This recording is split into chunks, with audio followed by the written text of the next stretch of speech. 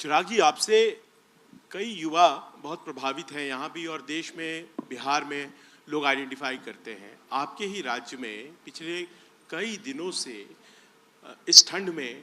लड़के सड़कों पर बैठे हुए हैं। बीपीएससी 17वीं के अभ्यर्थी हैं वो, और उन्हें लगता है कि उनके साथ ज्यादती हो रही है, क्योंकि जो बीपीएससी प्रिलिमिनरी एग्जामिनेशन हुआ था उसमें कहीं कुछ गड़बड़ी हुई और उसके बाद री एग्ज़ाम हुआ, तो एक ही एग्ज़ाम 2 बार लिया गया है। तो ऐसे में ये एग्ज़ाम कैंसिल होना चाहिए और दोबारा से परीक्षा होनी चाहिए। बहुत से लोगों का ये मानना है कि आपको इस पर स्टैंड लेना चाहिए, आप बात करें, क्योंकि अभी तक बीपीएससी कुछ भी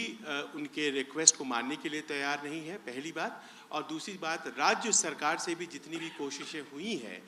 इस मामले में हल ढूंढने के लिए, वो नहीं निकल पाया है। आपका इस पूरे मसले पर क्या कहना है?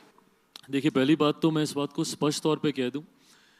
मेरी पार्टी पूरी तरीके से हम लोग छात्रों के साथ हैं। स्टैंड की आपने बात कही, मैं मानता हूं कि कहीं ना कहीं इस परीक्षा में धांधली हुई है, कुछ तो अनियमितता बरती गई है, जिसके परिणाम स्वरूप री एग्जामिनेशन की नौबत आई।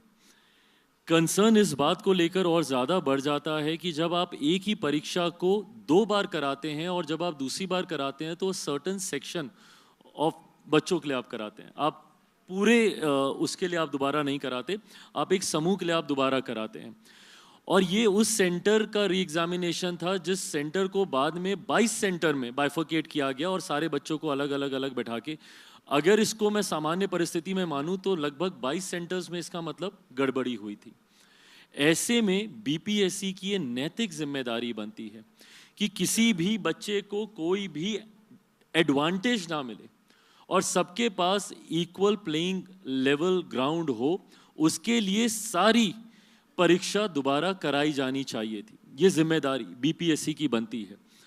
और सबसे पहले इसके ऊपर एक उच्च स्तरीय जांच कमेटी का गठन होना चाहिए था, इसकी जांच कराई जानी चाहिए थी और जो भी दोषी हैं, जहां से भी पेपर लीक हुआ है, क्योंकि ये बात सही है, मेरे खुद के परिवार के कई बच्चों ने इसमें पार्टिसिपेट किया, जिन्होंने आकर मुझे बताया कि कई जगह पेपर्स लेट आए, कई जगह क्वेश्चन पेपर पूरे थे ही नहीं, जितने स्टूडेंट्स हैं उतने क्वेश्चन पेपर ही नहीं थे वहाँ पे, जिनको बाद में प्रिंट करवा के बुलवाया गया। उदाहरण मुझे यहाँ तक दिए गए कि अभी एग्ज़ाम चल ही रहा है और वो पेपर सोशल मीडिया पे आ चुका है, एक्स अकाउंट के ऊपर आ गया है, अलग अलग व्हाट्सएप ग्रुप पे वो क्वेश्चन पेपर सर्कुलेट हो रहा है। तो ऐसे में किसी भी छात्र के साथ कोई अन्याय ना हो, ये बीपीएससी की जिम्मेदारी बनती है कि इसका री एग्जामिनेशन होना चाहिए।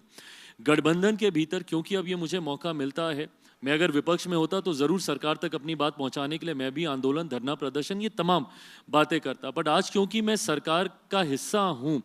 ऐसे में गठबंधन की मर्यादा नहीं ये इजाज़त देती कि मैं इस तरीके के धरना या आंदोलन का मैं हिस्सा बनूं, क्योंकि गठबंधन के भीतर अपनी बातों को रखने का मुझे मौका मिलता है, जो कि लंबे समय से मैं करता आ रहा हूं। ऐसे में मैंने सरकार से, मुख्यमंत्री जी से भी ये आग्रह कई बार किया है कि ये पूरा एग्ज़ाम को रद्द करके दोबारा से सबका एग्जामिनेशन होना चाहिए। मैं मानता हूं कि आने वाले समय में सरकार उचित फैसला लेगी, जो भी फैसला होगा वो बच्चों के हित में होगा, किसी के साथ कोई अन्याय ना हो, ये हम लोगों की प्राथमिकता ज़रूर है।